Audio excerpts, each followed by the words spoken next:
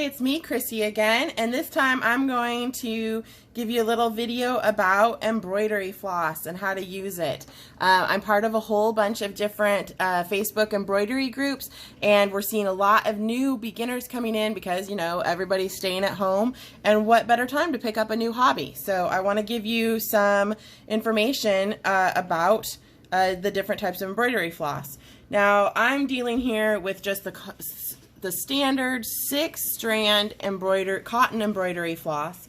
There are lots of other types. There's pearl cotton, there's wool, there's silk, there's stuff that comes with just 1 strand, and there's stuff that comes with 12 strands. There's all sorts of different stuff out there, but this is what is going to be the most common. It's the most easily found, so that's what we're going to learn about today. Today I've got 3 different brands here that these are considered like the top brands. There are some other ones out there, but I don't recommend them. These are the ones that I like to work with. So first we've got Sullivan's. Now this is a highly recommended brand, but I actually don't like it very much. I only have a couple of them and I don't use them very often. If you compare them to the other ones, you can see that it's less shiny. I also find that the fibers are shorter and it has a tendency to break. So I don't use this one a lot. But I did include it because it is highly recommended. And then we've got JMP coats, and then the last one is DMC. And I find DMC and JMP coats to be very comparable. They're very similar. They're shiny. The fibers are long. They don't break. They don't tangle. They're, for the most part, they're color fast, and they won't. So they won't dye your things in the wash. So those are the ones that I like to work with. DMC specifically, that's the one we're going to talk about mostly because it's the most available. You can get this at Walmart for 50 cents a skein. This is a skein right here. So yeah, Walmart 50 cents. You can get it on sale at Joann's. I think they're like 80 cents regular price, and then they can get as low as 36 cents with their like super secret sales. So this is the one that I recommend. See how shiny it is? I just really like the fibers and the colors, and it's just so easy to find. You can get it in big packs, and it's just definitely my favorite. All right, so we've got this skein of embroidery floss. There's 2 ends to it, obviously. One is going to be right here close to the label. We're going to ignore that end. Don't pull from that. You will get tangles and tangles and tangles. So we're going to pull from the long end, and we're going to pull out usually somewhere between 18 and 36 inches. It's really your preference. I probably go for about 24 inches. I'm just going to cut some today. Just to show you, and see I'm leaving a tail out there so I can find it again and be able to pull again, and you see how I pulled very easily with no tangles. And then we have our thread here, our embroidery floss, all ready to go. There are 6 strands in a typical embroidery floss, and you can kind of tap the end to separate them. And you see how it kind of separates out, and we can fan it out to see that there are indeed 6 strands there. Now the number of strands that you're going to use for your project really depends on the project. The pattern might actually suggest a number, or 1, 2, 3 are the most common numbers. Sometimes you might want to use 6. So your pattern might have a recommendation, but really it's up to you, and you should experiment and try with the different numbers and see what you like the best. I most commonly use 3, so that's what we're going to do today, because I work with felt, and I feel like if I use 2, that it gets lost in the felt because it's such a fluffy fabric. But even on a cotton fabric, or my favorite, which is a linen cotton blend, I still use 3. I just like the thickness of the lines. So to separate it, I'm going to pull 3 on this side, 3 on this side, but of course if you are using 2, you're only going to pull 2 or pull 1 or whatever. And then I'm going to keep the end taut. Sometimes I do this by holding the end in my mouth, or between my knees or something.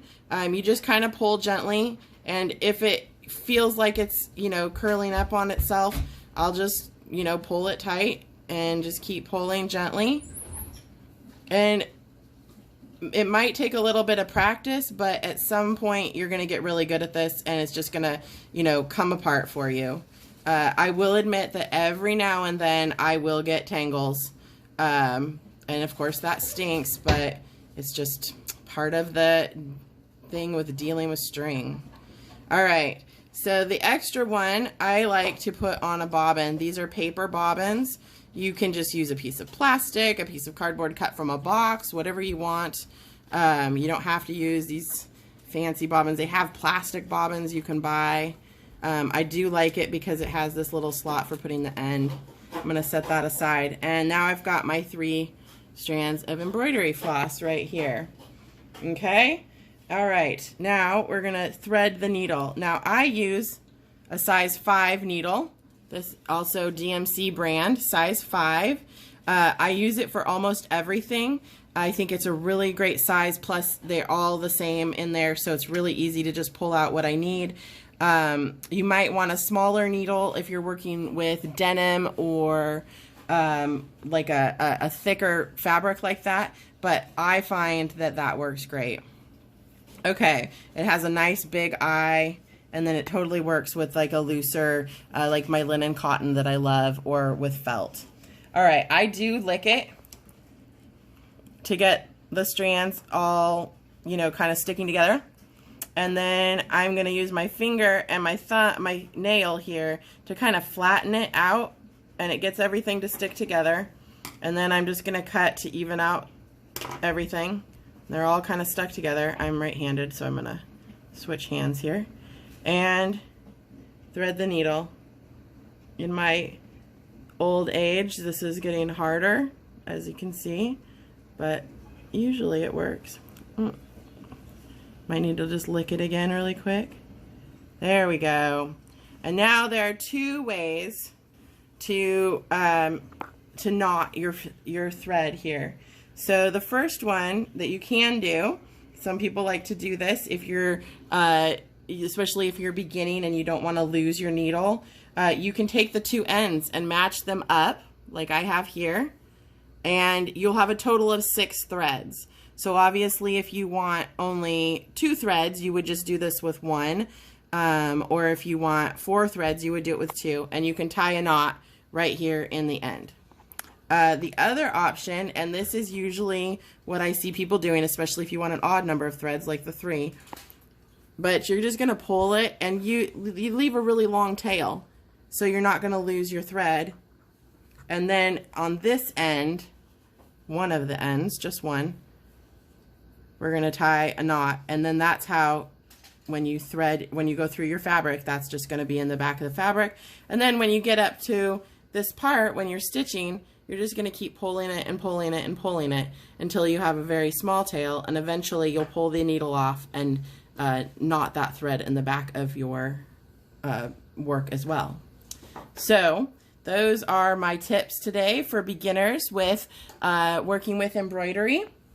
It's a lot of fun, definitely a great project, and definitely worth getting started while we're all stuck still here at home. One more tip is that these are my favorite scissors. They're Fiskars kids scissors. They are the pointed ones. Those are definitely what I prefer. They're sharp for thread. You can even cut a little bit of fabric with them. I put ribbons on there to say these are only for crafting. They are not for paper. But the best thing is you can get these right before school starts, sometimes for as little as $1. So those are my tips, and I hope you enjoyed my TED Talk today. All right, we'll see you later, and have fun embroidering.